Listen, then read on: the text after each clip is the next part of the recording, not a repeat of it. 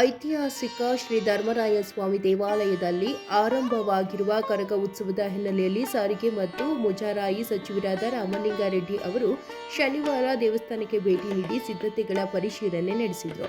ಈ ವೇಳೆ ಶಾಸಕ ಉದಯ ಗರುಡಾಚಾರ್, ದೇವಾಲಯದ ವ್ಯವಸ್ಥಾಪನಾ ಸಮಿತಿ ಅಧ್ಯಕ್ಷ ಚಲಕರಿ ನಾರಾಯಣಸ್ವಾಮಿ, ಮುಜರಾಯಿ ಇಲಾಖೆ ಆಯುಕ್ತ ಶರತ್ ಬಿ, ದಲ್ಜಿತ್ ಕುಮಾರ್ ಸೇರಿ ವಿವಿಧ ಇಲಾಖೆಗಳ ಅಧಿಕಾರಿಗಳು ಹಾಜರಿದ್ದರು. ಬಳಿಕ ಸಂಬಂಧಪಟ್ಟ ಸದಸ್ಯರು ಅಧಿಕಾರಿಗಳೊಂದಿಗೆ ಸಭೆ ನಡೆಸಿದ ಸಚಿವ ರಾಮಲಿಂಗಾರೆಡ್ಡಿ ಅವರು ಸಿದ್ಧತೆಗಳ ಕುರಿತು ಅಧಿಕಾರಿಗಳಿಂದ ಮಾಹಿತಿ ಪಡೆದರು.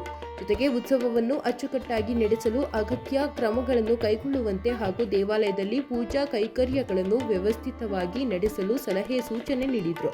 ಈ ವೇಳೆ ಸುದ್ದಿಗಾರರೊಂದಿಗೆ ಮಾತನಾಡಿದ ಸಚಿವ ರಾಮಲಿಂಗಾರೆಡ್ಡಿ ಅವರು ಪ್ರತಿದಿನ ದೇವಾಲಯದಲ್ಲಿ ಹಿಂದಿನಿಂದಲೂ ನಡೆಸಿಕೊಂಡು ಬಂದಿರುವ ಸಂಪ್ರದಾಯಗಳಿಗೆ ಯಾವುದೇ ರೀತಿಯ ಧಕ್ಕೆಯಾಗದಂತೆ ಸದರಿ ದೇವಾಲಯದ ಕರಗ ಮಹೋತ್ಸವದಲ್ಲಿ ವಿವಿಧ ಆಚರಣೆಗಳನ್ನು ನಡೆಸಿಕೊಂಡು ಬರುತ್ತಿರುವ ಕುಟುಂಬಗಳು ಮತ್ತು ಜನಾಂಗದ ಮುಖಂಡರುಗಳ ಸಹಕಾರದೊಂದಿಗೆ ನಡೆಸುವುದಾಗಿ ತಿಳಿಸಿದರು.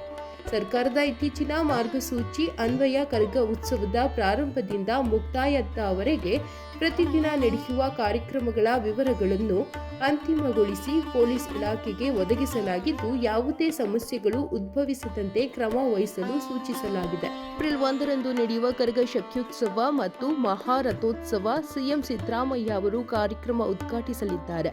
ಕೇಂದ್ರ ಸಚಿವೆ ನಿರ್ಮಲಾ ಸೀತಾರಾಮನ್, ಕೇಂದ್ರ ಉದ್ಯೋಗ ರಾಜ್ಯ ಸಚಿವೆ ಶೋಭಾ ಕರಂದ್ಲಾಜೆ, ಉಪಮುಖ್ಯಮಂತ್ರಿ ಡಿಕೆ ಶಿವಕುಮಾರ್, ಶಾಸಕ ಡಾಕ್ಟರ್ ಉದಯ್ ಗರುಡಾಚಾರ್, ಸಂಸದರಾದ ಪಿಸಿ ಮೋಹನ್, ತೇಜಸ್ವಿ ಸೂರ್ಯ ಮೊದಲಾದವರು ಪಾಲ್ಗೊಳ್ಳಲಿದ್ದಾರೆ ಎಂದರು. ಚಲಕರಿ ನಾರಾಯಣಸ್ವಾಮಿ ಅಂತ ಅಧ್ಯಕ್ಷರು, ವ್ಯವಸ್ಥಾಪನಾ ಸಮಿತಿ, ಧರ್ಮರಾಯಸ್ವಾಮಿ ದೇವಸ್ಥಾನ.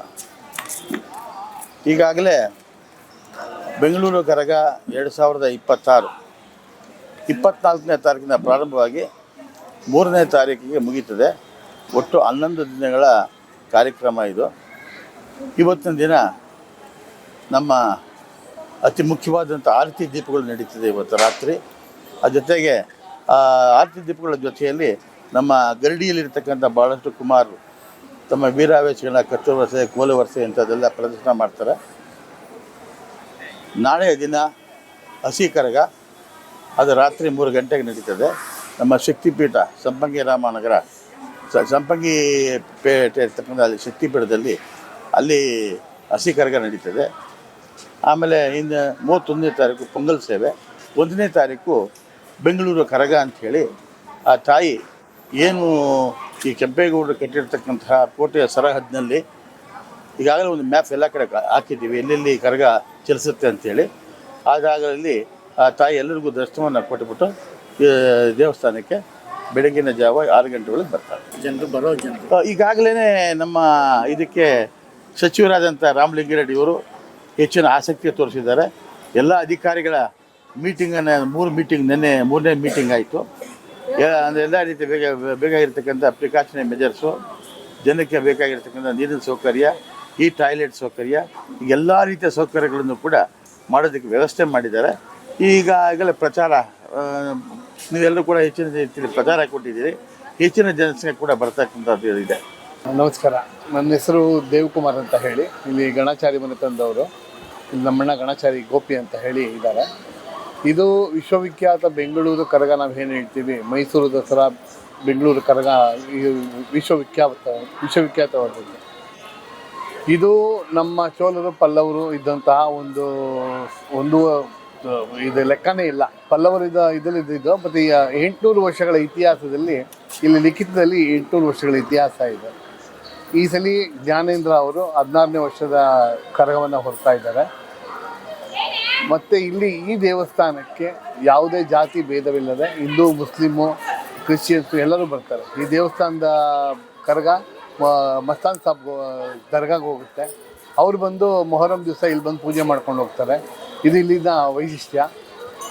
ಮತ್ತು ಇದು ನಾವು ಬೆಂಗಳೂರು ಕರಗ ಅನ್ನೋದು ಏನಕ್ಕೆ ಮಾಡ್ತೀವಿ ಅನ್ನೋದು ಒಂದು ಇತಿಹಾಸ ಇದೆ. ಅದು ಇತ್ತೀಚೆಗೆ ಎಲ್ಲರಿಗೂ ಗೊತ್ತಿರುವಂಥದ್ದೇ. ಇದು ಮಹಾಭಾರತದ ಒಂದು ಕೊನೆಯ ಹಂತದಲ್ಲಿ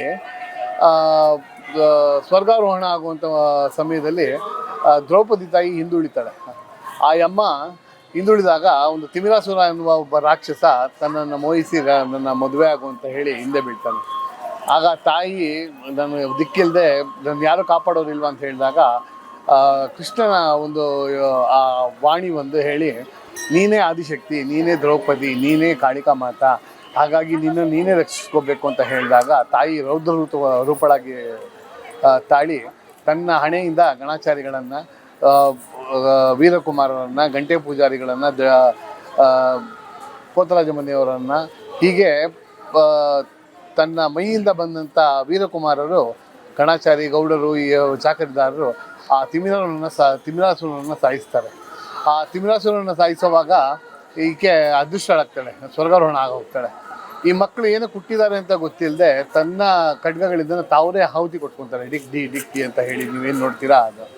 ಆಗ ತಾಯಿ ಬಂದು ಇದು ಕಲಿಯುಗ ಶುರುವಾಗೋದಕ್ಕೆ ಇದು ಒಂದು ಕಾರಣ, ಮತ್ತು ಇದು ನೀವು ಗೋರಕ್ಷಣೆ, ಭೂರಕ್ಷಣೆ, ಸ್ತ್ರೀರಕ್ಷಣೆಗೋಸ್ಕರ ಹುಟ್ಟಿರುವಂಥ ನೀವು ಕ್ಷತ್ರಿಯರು ಇದನ್ನು ಪಾಲಿಸ್ಕೊಂಡು ಹೋಗಿ ಅಂತ ಹೇಳಿದಾಗ, ಇಲ್ಲ ತಾಯಿ ನಿಮ್ಮನ್ನು ಬಿಟ್ಟಿರೋಕ್ಕಾಗಲ್ಲ ಅಂದಾಗ, ಈ ಚೈತ್ರ ಮಾಸದ ಚೈತ್ರ ಪೌರ್ಣಮಿ ಎಂದು ನಾವು 3 ದಿನ ಬಂದು ನೆಲೆಸ್ತೀನಿ, ನಿಮಗೆಲ್ಲ ಆಶೀರ್ವಾದ ಮಾಡ್ತೀನಿ, ನೀವೆಲ್ಲ ನನ್ನ ನೋಡ್ಬೋದು ಅಂತ ಹೇಳಿದಾಗ ಆ ತಾಯಿ ಬರುವಂತಹ ಒಂದು ಇದು ನಮಗೆ ಇವತ್ತು ಕರಗ ಅಂತ ಹೇಳಿ ನಡೆಸ್ತೀವಿ.